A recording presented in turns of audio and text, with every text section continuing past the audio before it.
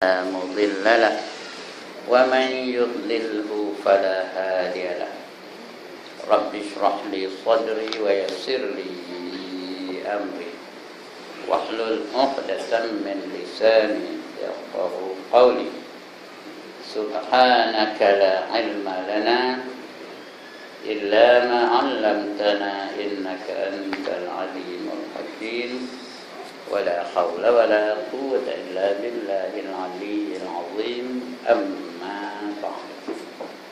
Yang dimuliakan Tuan Pengerusi dan ahli-ahli Jawatan Kuasa Surau Batu Putih, yang berbahagia Tuan-Tuan Imam, Tuan-Tuan Bilal, Tuan-Tuan Guru, para ustaz, ustazah, pemimpin-pemimpin setempat, seterusnya Tuan-Tuan, puan-puan, hadirin hadirat muslimin muslimat yang dirahmati Allah sekalian.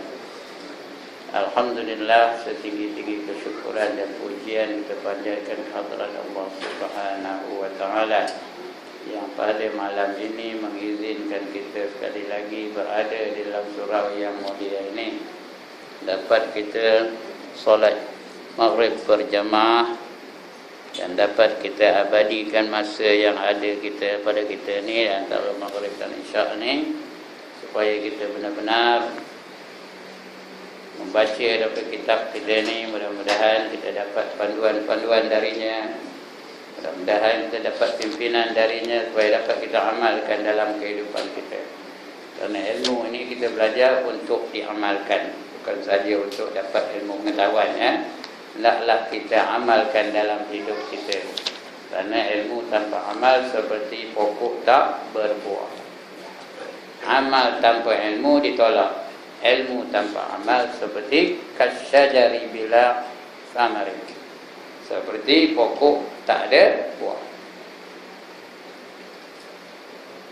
Amal tanpa ilmu tak diterima oleh Allah Subhanahu Wa Taala. Nak ada dua-dua, nak beramal, nak ada ilmu. Sudah ada ilmu, tak diamalkan, ya. Kalau tak, serupa orang ada alat, tak nak pakai. Dia bertokar, tak nak guna. Ngegi unit dari Batu Putih ni, ngegi ke kampung. Mana nak kampung, bertokar mana ada rumah. Ngapa rosak ke? Tak, kena. Tak ada minyak kot, tak ada duit beli minyak, dia pun keluar duit berapa-ribu lebih. Ini tak ada duit, nampak ni? Kata ngapa jalan kaki? Saja. Itu orang gila ke orang teradi? Orang gila ke orang betul? Itu orang siuman.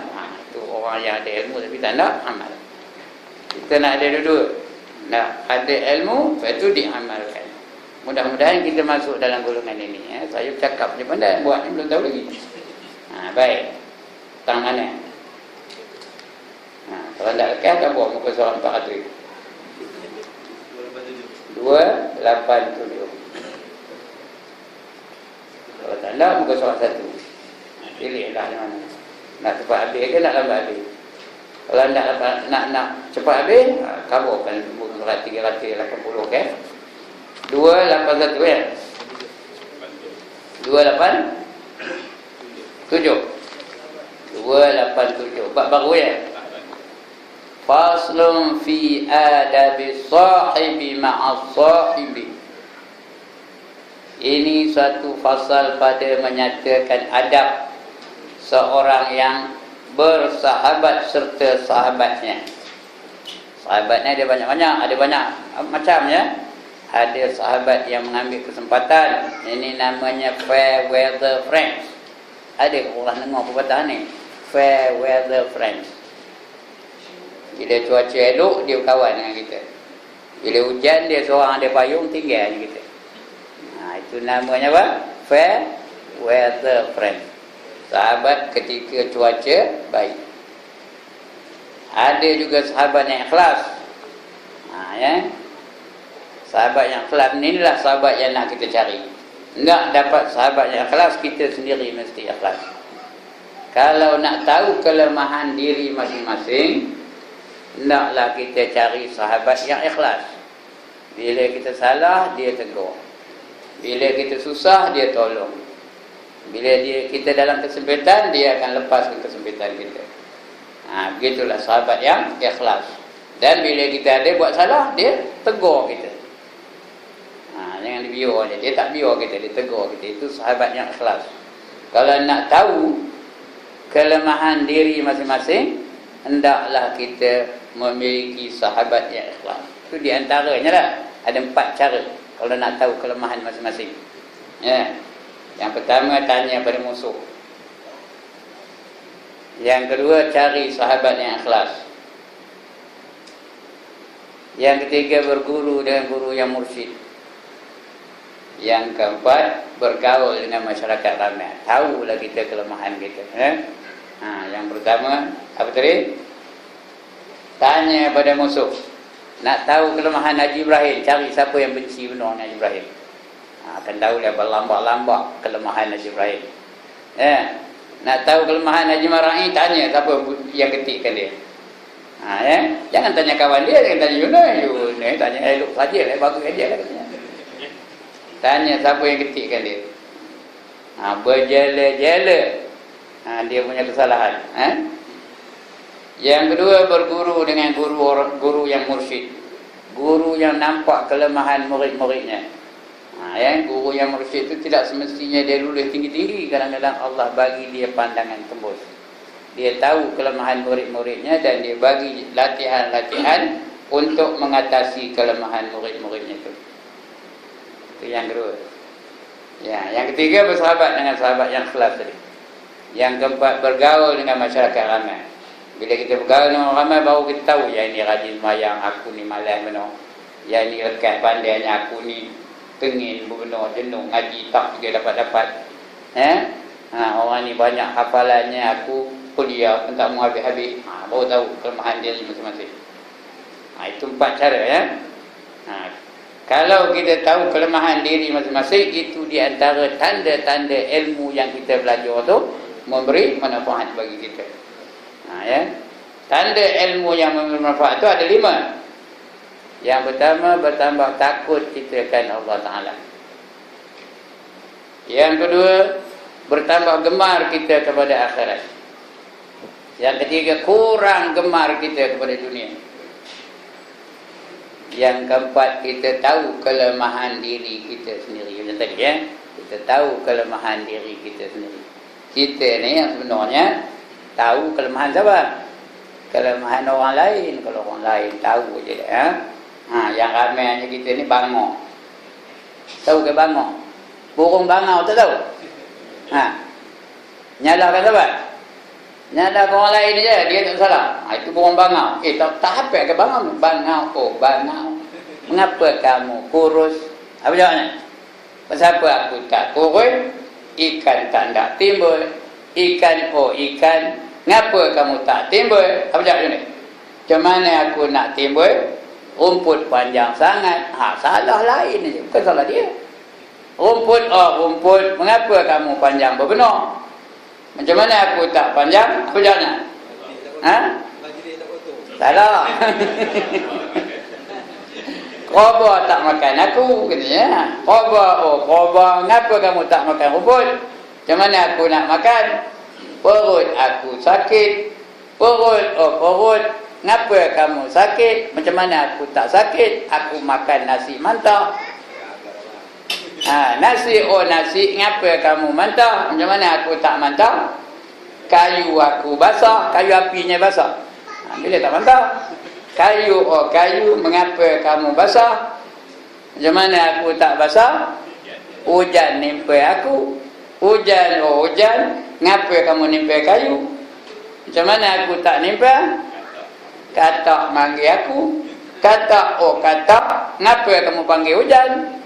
Macam mana aku tak panggil? Apa jawab? Ulo nak makan aku. Ulo, ngapa kamu nak makan katak? Macam mana aku tak makan?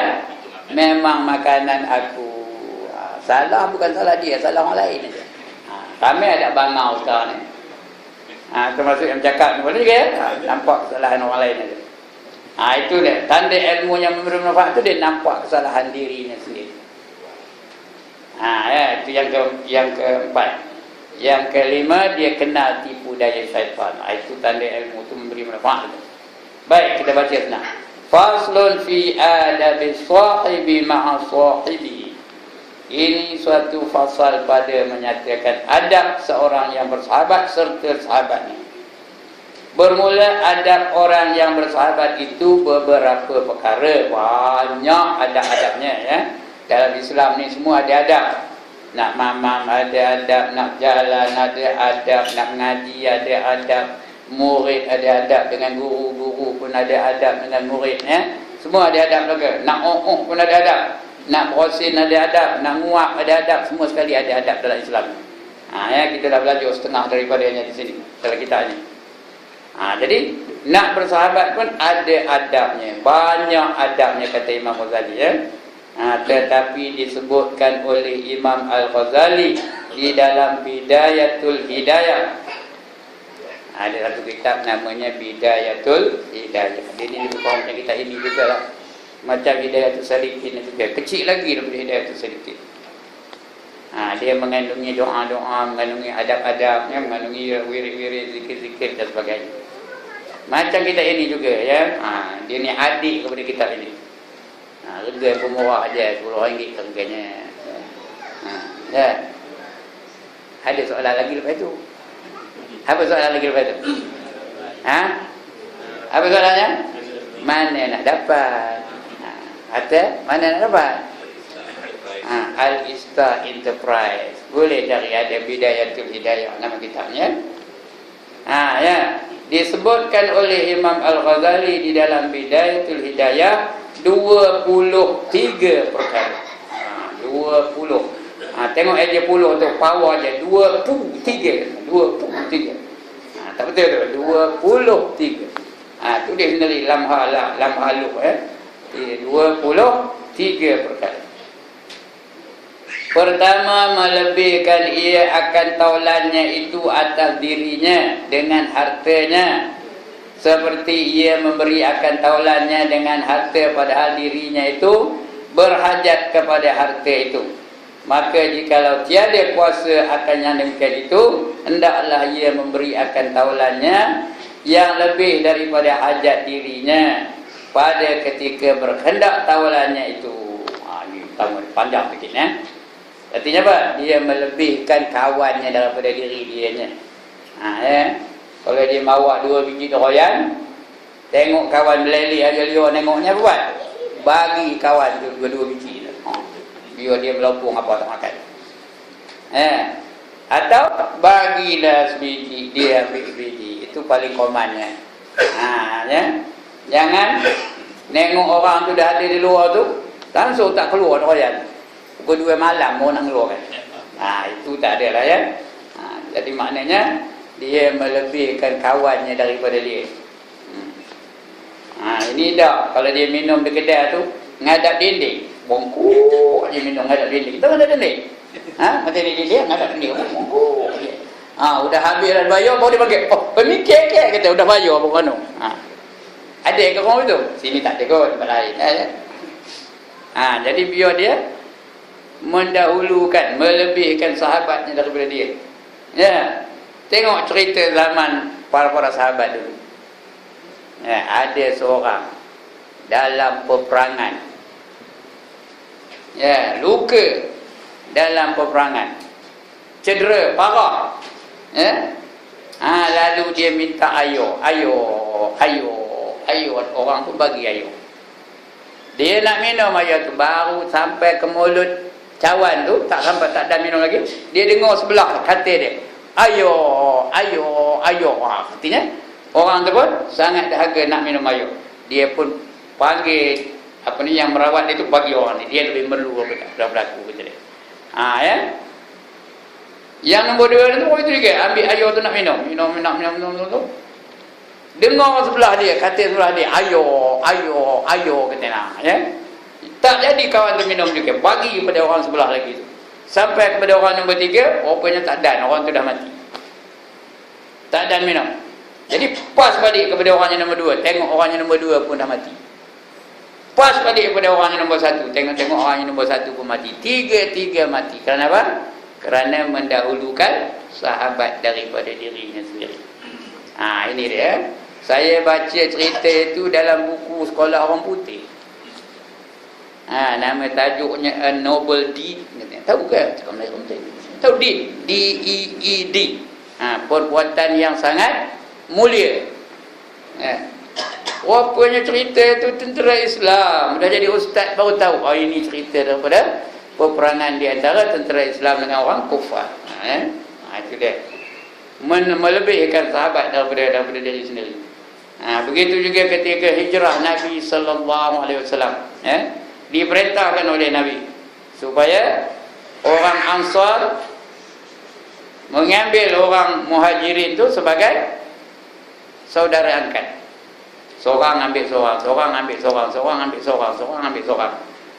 Dan terpulang kepada orang Ansar itu untuk memberi layanan yang sewajarnya kepada orang Muhajirin. Mana yang ada 2 helai baju, pakai selai seorang. Boleh lah tu ya. Tuan-tuan boleh buat tak? Boleh lah. Ada 2 helai baju. Boleh tak? Saya ada tak ada baju, Mika ada 2 helai baju. Boleh tak bagi selai? Boleh lah tu. Okey lah tu ya. Dengar lagi. Mana yang ada RM2, dia pakai RM1, baginya RM1 kepada sahabatnya tu. Boleh buat tak? Boleh juga ya. Okey, dengar lagi. Mana yang ada 2 biji romah, sebiji baginya kepada sahabat, dia pakai sahabat. Ada angkat tangan? Ada ke? Mana? Sahabat? Biar saya pindah mari.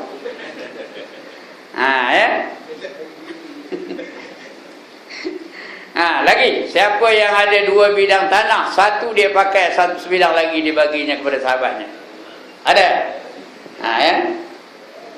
Kebun royan ke, kebun manggis ke, ada? Tapi yang paling hebat, ada orang sahabat namanya Sa'ad bin Rabi'. Namanya Sa'ad bin Rabi'. Dia ambil saudara dia Abdul Rahman bin Auf sebagai saudara angkatnya. Dia pun pergi jumpa dengan Abdul Rahman bin Auf. Dia pun ngabur, wahai saudara, saya tahu saudara ni Muhajirin datang bersendirian daripada Mekah, tidak membawa apa-apa harta, tidak membawa apa-apa kewangan, datang sebatang kara. Saya tahu saudara sekarang di dalam kesunyian. Oleh yang demikian, wahai saudara, kata Sa'ad bin Rabi' dengan Abu Abdul Rahman bin Auf, saya ada 2 orang isteri. Kamu pilih yang mana satu yang kamu hendak, saya akan kuceraikan dia dan kamu bolehlah kahwin dengan dia. Ada boleh buat angkat tangan? Siapa boleh buat? Yunai boleh buat? Soleh boleh. Apa nak buat pun dia seorang ni pun. Ini dia ada 2. Kalau ada pun orang boleh buat, apa katanya? Wahai saudara, saya ada 2 orang isteri. Oleh yang demikian, kamu ambillah isteri saya yang tua tu, yang muda tak boleh lah, itu saya punya. Kalau ada pun, ini dia persaudaraan. Contoh-contoh persaudaraan di zaman kegemilangan Islam tu. Hari ini dengar cerita je lah dalam praktikalnya payah.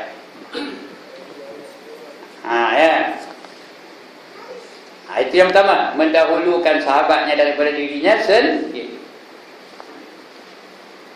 Yang kedua, mana kira yang kedua dah hilang pada ketika berkendara. Yang kedua, bahawa menolong ia akan dirinya, akan taulannya itu pada segala hajatnya, atas jalan yang bersegera, dengan tiada berkehendak taulannya itu meminta tolong akan dia. Tak payah taulan itu minta tolong dengan dia, dia terus tolong dia. Dia nampak ke kelemahan-kelemahan, apapun kesusahan yang dihadapi oleh kawannya tu, terus dia tolong. Tak ada pada tanya apa ada masalah, boleh saya tolong. Tak ada, dia terus tahu je kesalahan. Masalah sama ada apa, kesempitan kewangan ke, atau dia sakit ke, atau nak bawa hospital ke, atau dia cedera ke, nak mendapatkan rawatan dan sebagainya, terus dia tolong dengan bersegera. Tak payah tanya-tanya, tak payah dia diminta tolong baru nak tolong, tak ada. Itu dia berkawan dengan sahabat yang seperti itu. Kalau nak cari kawan, itu dia sahabat yang ikhlas seperti memberi pertolongan kepada mereka yang memerlukannya, tak payah minta, terus dia bagi tolong dia. Macam-macam cerita zaman dulu gitu dia memberi tolong kepada kawan dia, kepada sahabat dia. Macam Abu Bakar As-Siddiq, berapa banyak pengorbanannya kepada Rasulullah sallallahu alaihi wasallam. Dalam masa hijrah Abu Bakar dengan Rasulullah sallallahu alaihi wasallam berlindung di dalam sebuah gua. Rasulullah punanya penatnya, letihnya, dia terus tertidur atas riba Abu Bakar tidurnya. Ya. Kita ada tak apa itu? Ada boleh tidur atas riba kawan? Siapa ada tidur atas riba kawan? Ini dah dia tidur atas riba Abu Bakar. Sedangkan isteri kita pun tak pernah tidur atas riba kita. Ada kan? Kalau dia nyangka bohong dia. Kita pun ada tidur atas riba isteri. Tak ada. Saya tak pernah lah. Sudah 45 tahun kahwin tau. Tak pernah tidur atas riba isteri. Hari tu 6 bulan 8 was my anniversary. 45th anniversary, wedding anniversary, you know. Tak pernah tidur atas riba isteri pun. Ya.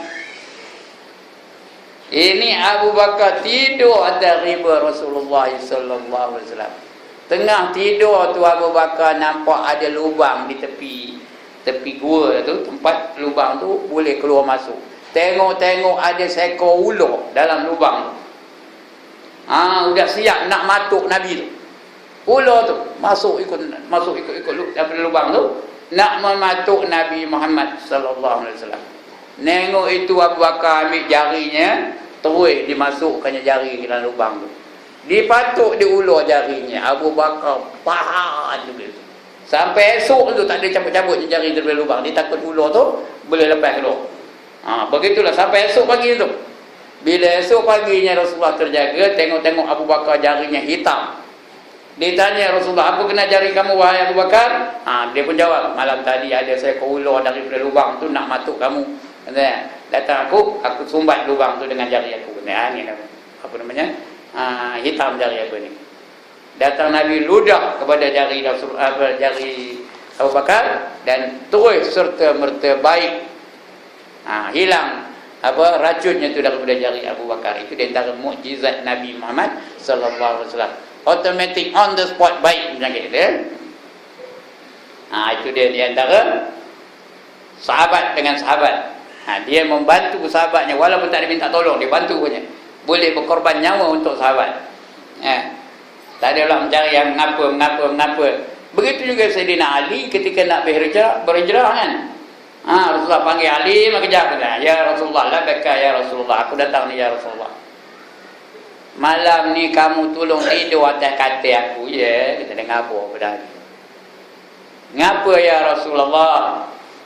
Sebab di luar tu ada orang nak bunuh aku, dan 40 orang ngepung rumah aku ni. Tengok luar tu dah ada. Semua ahli-ahli tempur mereka. Yang ini handai silat gayung, yang ini handai kungfu, yang ini handai karate, yang ini handai apa lagi? Silat kunto Jawa. Yang ini handai apa? Apa lagi? Handai apa? Ini murid Ibrahim Mazzin. Kenal? Tak kenal?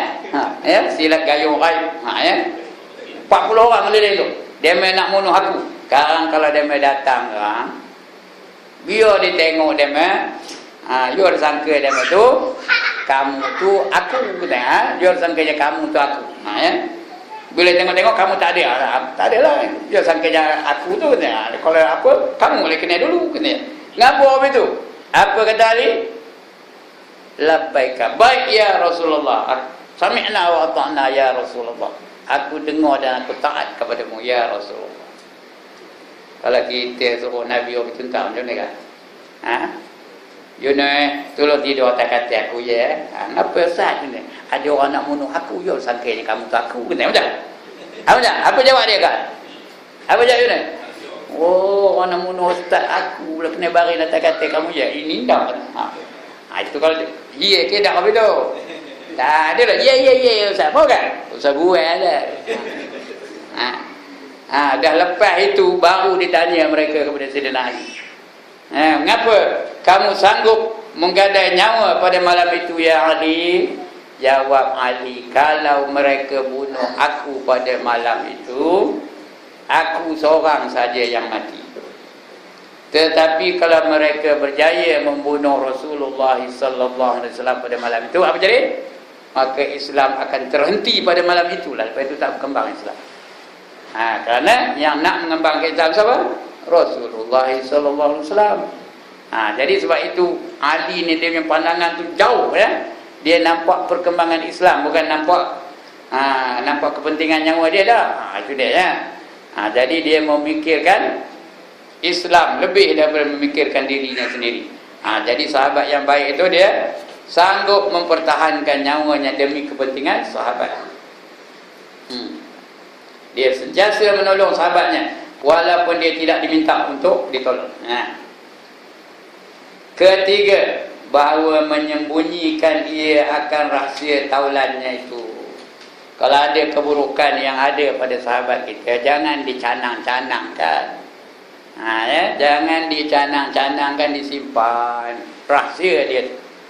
Jangan diwar-warkan. Jangan heboh di batu putih ni cerita orang begini, cerita dia mencuri ke, cerita dia buat jahat ke, cerita minum arak ke.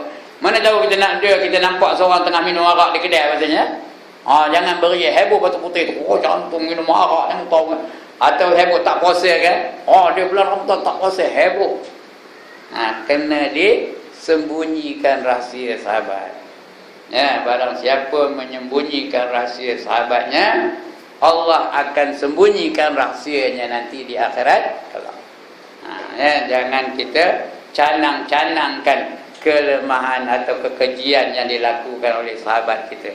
Kalau nak bersahabat dengan dia, kalau tidak, bukan sahabat namanya. Menyembunyikan rahsia sahabat itu ya.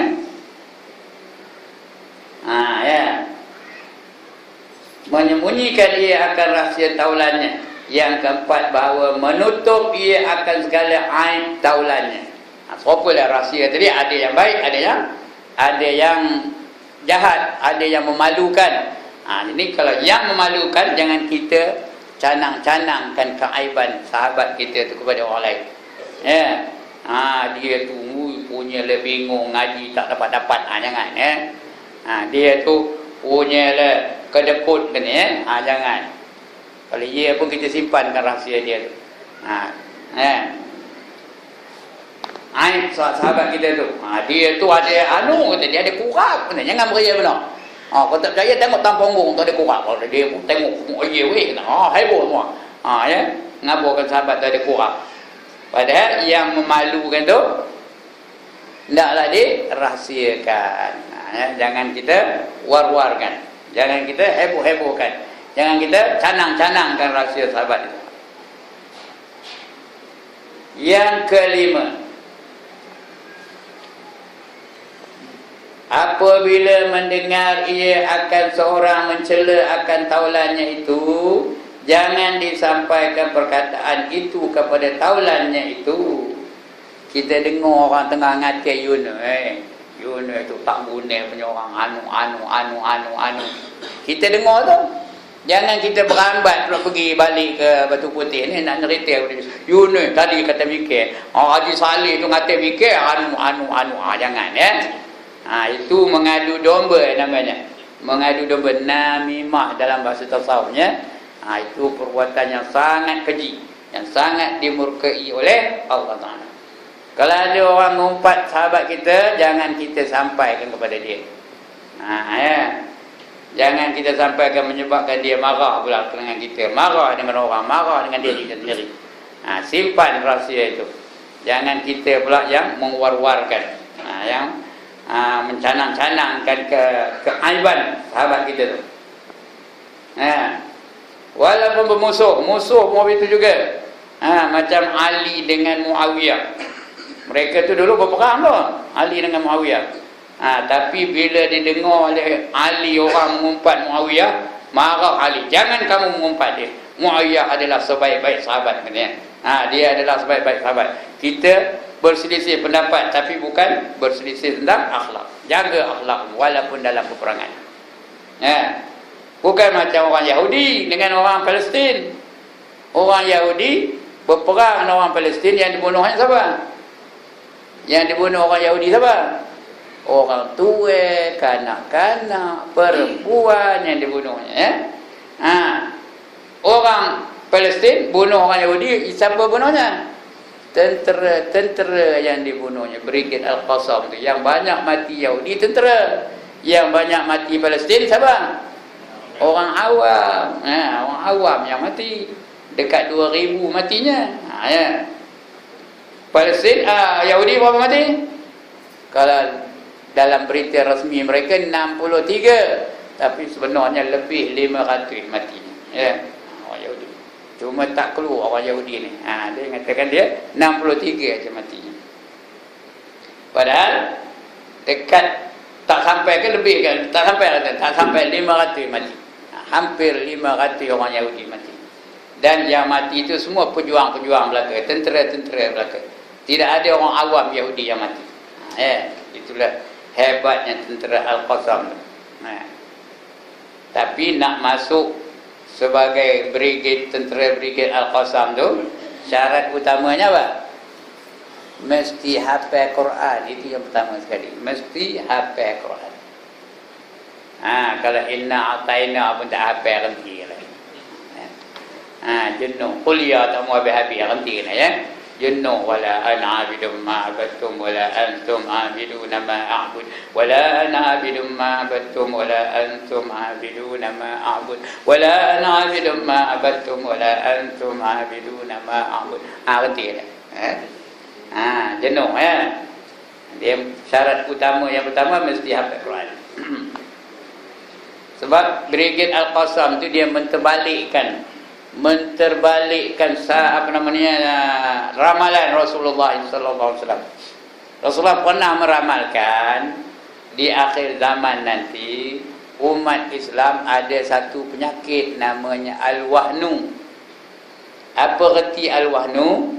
Kata Nabi, al-wahnu itu ialah hubbud dunia wa karahiyatul maut. Apa artinya? Kasihkan dunia dan bencikan mati. Al-Qassam ni dilatih supaya terbalik. Dilatih dari kecil lagi supaya mereka ni mempunyai sikap yang terbalik daripada al-wahnu. Apa artinya? Hubbul maut wa karahiyatud dunia. Apa artinya hubbul maut? Kasihkan mati. Kasih bila dengar nak mati tu seronok nak mati. Wa karahiyatud dunia, dan bencikan dunia. Itu sekarang Brigade Al-Qassam tu itulah. Bila minta volunteer, siapa nak volunteer besok berperang? Berbun nak berperang. Ya. Kerana seronok nak mati. Kerana dia tahu apa? Mati tu jadi syahid. Bila syahid terus masuk syurga. Sebab itu kita tengok dalam internet. Dia mana ada ke internet pun? Ya Allah. Ada ke pernah tengok orang-orang yang mati di dalam peperangan? Tuan tengok tak? Mana berapa matinya? Tenang aja mayatnya. Tak? Ya tak? Tenang aja. Ada yang senyum mati itu. Kenapa? Dia nampak. Orang nak mati ni tuan-tuan dan perempuan, dia nampak tempatnya di akhirat. Fakashafna anka ghita'ak fabasarukal yawma hadid. Dia kata Allah dalam Quran ya. Pada hari itu diberi mereka pandangan tembus dan mereka nampak tempat yang bakal mereka akan ditempatkan nanti. Dia nampak, kalau ahli syurga nampak syurganya. Nampak bidadari syurga. Melambai-lambai aja, ahlan wa sahlan, welcome to me, come to me wahai Abang Yunus katanya. Ni nampak? Yunus pun dengar itu, berambat dah. Ini pasal apa takut? Pasal tak nampak. Cuba kalau nampak. Demo tu dah nampak tu. Itu yang seronok nak berjuang jalan Allah tu. Tengok Syekh Yasin. Kenal ke siapa nama Syekh Yasin? Yang dibom oleh orang-orang Israel tu. Tengok mana rupa mayatnya. Senyum aja ya. Badan hancur, muka tak hancur. Senyum aja. Begitu hebatnya kerana mereka tu syahid. Mereka hendak sangat syahid. Dan baru-baru ini ada seorang syahid di Syria.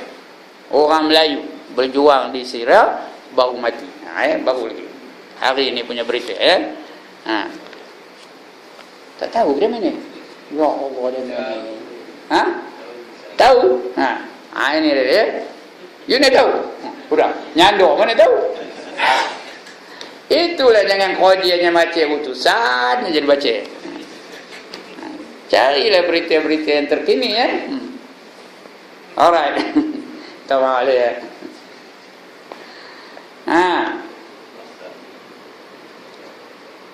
Yang keenam, apabila menyampai akan seorang akan dia dengan perkataan taulan yang mencela akan dia, maka jangan didengar akan perkataan orang itu.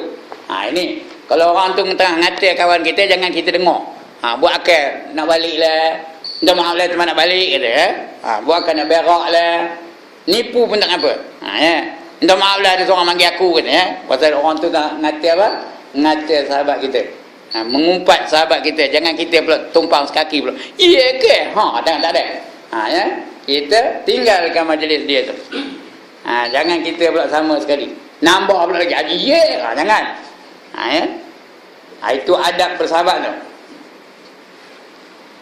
Ketujuh, apabila mendengar ia akan seorang memuji akan taulannya atau mendengar sesuatu yang menyukakan akan dia, maka hendaklah ia menyampaikan akan demikian itu kepada taulannya. Ini terbalik daripada tadi lah. Kalau orang tu ngumpat kawan kita, jangan kita tumpang kaki. Tapi kalau orang tu muji kawan kita, apa buat? Kita sampaikan kepada kawan kita tu. Tadi si anu muji mikir tau. Tadi dia muji mikir. Dia kagum dengan mikir. Nak kena kabur kepada dia. Biar dia kembang hidungnya. Tak apa lah. Kena kabur Yang kedelapan, apabila berkhabar taulannya itu akan dia, maka hendaklah ia sungguh mendengar akan khabarnya itu. Mesejnya satu aja, be a good listener. Faham ke ni cakap orang putih ni? Apa katanya? Jadilah pendengar yang baik. Ini payah ni tau, ngabur kan boleh, tapi nak buatnya payah. Yang banyaknya kita baru sepatah, dia 4 patah. Ya. Kita baru sepatah, dia 10 patah. Ya. Dia aja nak bercakap, orang lain tak lagi bercakap. Patutnya dia jadi pendengar yang baik. Dengar dulu cakap kawan tu. Udah selesai, kalau baru dah nak balas balik. Jangan tengah kawan tu cakap, ditahannya. Ya. Ada pula tu nopok tu. Nanti ada. Nopok kawan tu tak bercakap. Kawan tu tengah bercakap, dia orang nak nyampur, dia bercakap dulu. Tak ada adab orang itu tu. Bila kawan bercakap, kita dengar dengan baik, dengan teliti ya. Dengar, be a good listener. Ya. Ini dah dia aja nak bercakap, orang lain tak payah, tak apa. Ya, ini sikit lagi Haji Saleh nak pergi ke Mekah. Balik dari Mekah tu orang nak pergi ziarah dia, nak dengar lah cerita di Mekah macam mana. Ya? Macam mana cerita Mekah tu? Dia baru nak cerita, udah aja repeat pam cerita Mekah, dia dah pergi 5 tahun sudah. Padahal orang bukan nak dengar je repeat, dia dah lama dah. Orang nak dengar siapa? Haji Saleh contoh yang marah ben. Ya? Macam itulah pasal kita sangat susah nak jadi good listener ni, susah benar-benar. Saya ngajar ni senang, tapi nak jadi good listener pun payah juga ya. Kena nak cakap saja. Jadi kalau ada kawan kita bercerita, kita dengar betul-betul. Jangan kita nyampuk cakap dia. Tak ada Nabi hayatnya kita dah apa? Udah potong cakap dia. Itu dia. Ya, itu yang ke-8 ya, yang ke-8 tu. Apabila berkhabar tawalannya itu akan dia, maka hendaklah ia sungguh ia mendengar. Tengok sungguh tu ya. Sungguh ia mendengar akan khabarnya itu. Ke-9, meninggalkan ia akan berbantah dengan taulannya.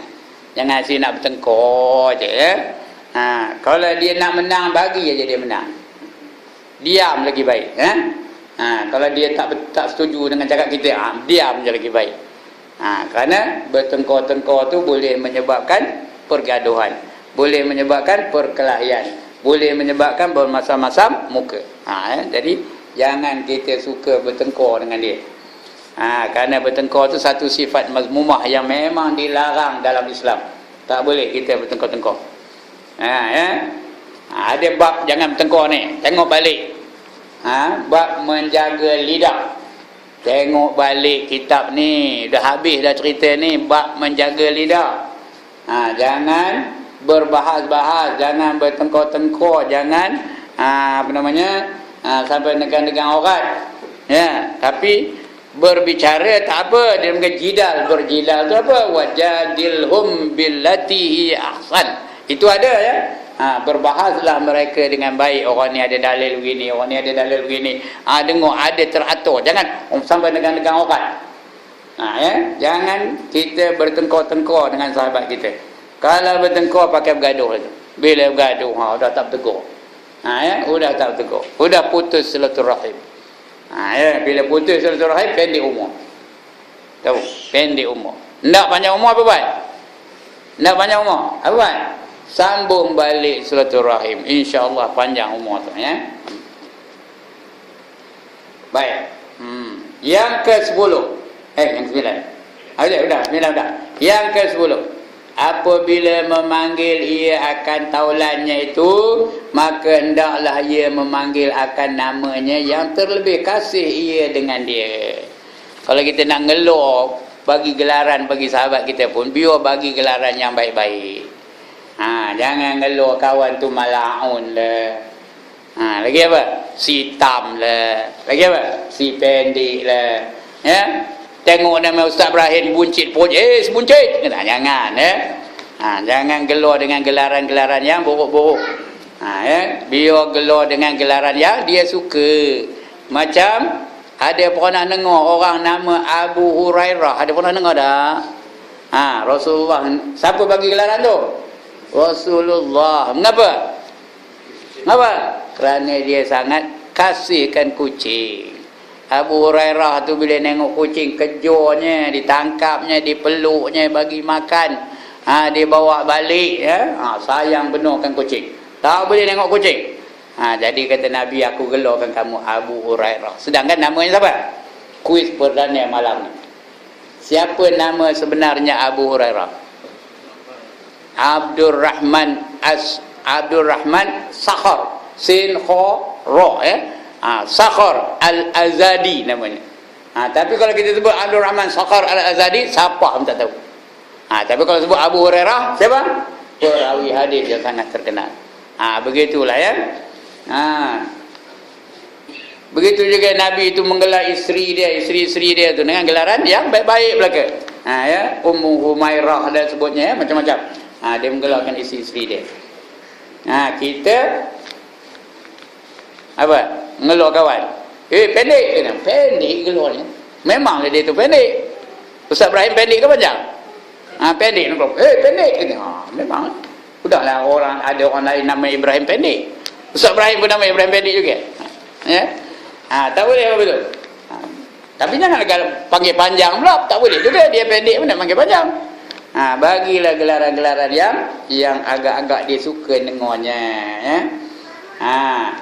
Panggil namanya yang terlebih kasih dengan dia. Yang ke-11, apabila melihat ia kebajikan taulannya itu akan dia suatu daripada kebajikan, maka hendaklah ia syukur atas perbuatannya itu. Tengok orang kawan kita tu membuat suatu kebajikan, ya, kita pun bersyukur, rasa syukur tu. Tengok kawan kita bila waktu malam buka lampunya, kita nampak dari jauh dia tengah sembahyang tahajud, kita bersyukur kepada Allah. Alhamdulillah. Ada buat apa betul? Tengok dia naik pangkat. Dia naik pangkat. Yunus naik pangkat. Bukan pegawai, dia dapat supervisor umpamanya. Naik pangkat. Kita sujud syukur. Ada? Ada kita sujud syukur sebab dia naik pangkat? Ada? Ya, patutnya apa itu? Kita sujud syukur. Kerana sahabat kita mendapat kebajikan. Dia dapat, anaknya dapat 8A SPM, dapat 10A SPM. Dia pula sujud syukur. Bukan anak dia dapat, anak sahabat dapat. Ada buat apa tu? Ya? Tengok sahabat dia baik dari penyakit. Keluar dari penyakit, daripada sakit tu dia keluar. Dia pun sujud syukur. Syukur kepada Allah. Tak payah kabarnya, ngabur boleh ya. Udah lepas dia sujud syukur tu, aku tadi sujud syukur, kenapa? Kerana mikir baik penyakit. Jangan. Udah ngabur dah jadi apa? Dah jadi apa? Dah jadi riak. Biar ikhlas semata-mata kerana Allah. Ini kita ngaji tasawuf ni nak macam ni tau. Nak ikhlas semata-mata kerana Allah. Hendaklah ia syukur. Rasa tu syukur tu dalam hati ya, tak payah kabar. Syukur alhamdulillah, tak payah. rasa hati alhamdulillah. Kita sendiri aja dengan antara kita dengan Allah aja. Ya. Syukur kata Haji Saleh dapat pergi Mekah. Orang lain pun dapat sekali dua ya. Dia dah 2 kali dah dapat ni. Dah masuk ketiga ni. Dapat pergi Mekah. Syukur lah tu. Dalam hati aja, tak payah kabur pada dia. Kejap ni ngabur lah pasal dia ngajar kabur lah ya. Kalau tak tahu ni pula ya. Yang ke-13. Ya. Bahawa menegahkan akan seorang yang mencela akan taulannya itu pada ketika ia ghaib, seperti menegahkan dia akan seseorang yang mencela akan dia. Ada orang ngata kawan kita ditegah, jangan kita sokong. Ya. Kabur apa dia betul-betul. Kamu jangan ngumpat, dosa kata kabur ya. Kabur betul-betul. Kalau tak lalu nak ngaburnya, beredar dari majlis itu. Minta maaf dah aku nak berak benar nak balik. Walaupun dia nipu. Nipu pun tak apa ketika itu. Nipu itu gelarnya nipu apa? Nipu apa gelarnya? Bohong apa gelarnya? Bohong sunat. Mana ada bohong sunat dalam Islam ya? Bohong harus. Bohong strategi namanya. Bohong strategi. Itu harus hukumnya. Tidak berpahala dan tidak berdosa. Boleh walaupun bohong pada ketika itu. Jangan kita tumpang sekaki pula ngata sahabat kita tu. Dia tu aja betul keluar pula rahsia-rahsia baru. Itulah apa? Bukanlah sahabat namanya, musuh lah tu. Kemudian